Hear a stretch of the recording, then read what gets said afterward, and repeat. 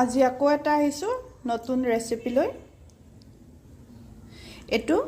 বেলেগ এনেকুৱা special recipe নহয় এখন সাধাৰণ একদম দালিৰ ৰেচিপি দে ইয়া মই এখন পেন বহাই ললো তাতে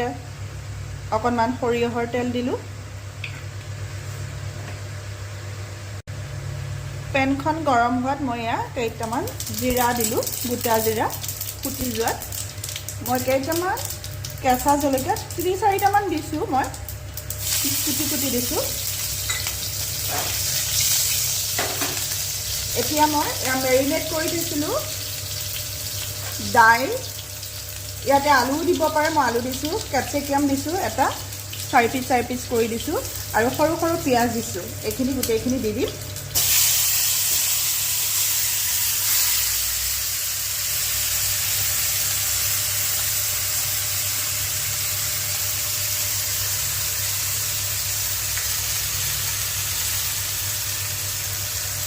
দি পেলাই এতিয়া লৰাই দিছো মই আকৌ পুনৰবাৰ কৈছো মই ইয়াত কি দিছো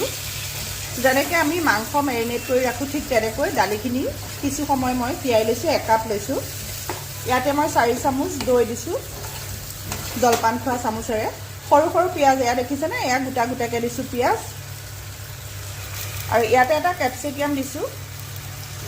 আৰু মই এটা আলু দিছো এনেকুৱা সৰুকে কিয়নো মই দালিখিনি বহুত আগৰ পৰাই তিয়াই থৈছিলো ইয়াত মই 1 চামুচ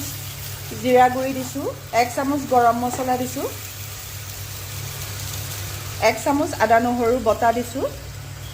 আৰু নিজৰ জোখমতে হালধি নিমখ দিছো আৰু অকনমান তেল দি মই 10 মিনিট মান মেৰিনেট কৰি থৈছিলো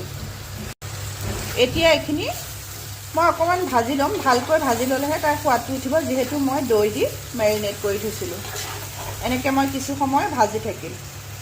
মই ইয়া গেছৰ ফ্লেমটো কমাই পেলাই কিছু সময় ভাজি ললো 5 মিনিট মান ভাজি ললো আৰু এতিয়া মই বঢ়াই দিম গেছৰ ফ্লেমটো তো পিয়াজ অকনমান সিজা নিচিনা হৈছে আৰু কোমল টাইপ হৈছে মই এতিয়া ইয়াতে গৰম পানী দি দিম অলপ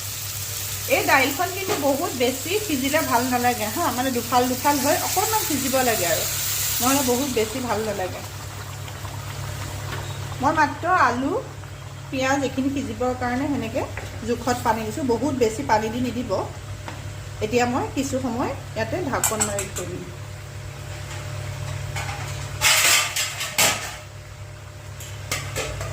এয়া মই ঢাকি পেলাই থৈ দিলো এয়া কিছু সময়ৰ পিছত মই ঢাকনিখনো দুনাই চালো খুব ধুনীয়াকৈ সিজি গৈছে খুব ধুনীয়া হৈছে সিজাটো এয়া চা বহুত বেছি সিজিব নালাগে এনেকৈ থাকিব লাগিব ইয়াতে মই এতিয়া অলপ ধনিয়া পাত দে কেঁচা ধনিয়া পাত